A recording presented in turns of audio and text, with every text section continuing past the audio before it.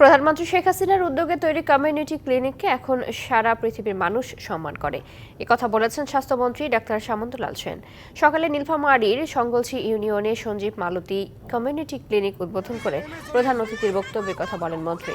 বলেন, caesarean delivery কমানোর পাশাপাশি ক্লিনিকগুলোকে আরও সচল করার জন্য সরকার উদ্যোগ নিচ্ছে।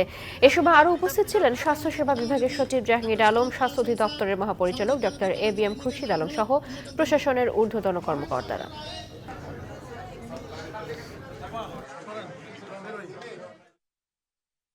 কমিউনিটি ক্লিনিক আমাদের মাননীয় প্রধানমন্ত্রীর একটা অত্যন্ত প্রিয় জিনিস, যে কমিউনিটি ক্লিনিক সারা পৃথিবীতে মানুষ এই কমিউনিটি ক্লিনিককে সম্মান করে।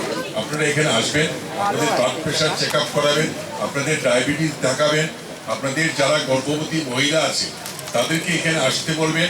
সবসময় এই কমিউনিটি ক্লিনিকের সাথে যোগাযোগ রাখবেন।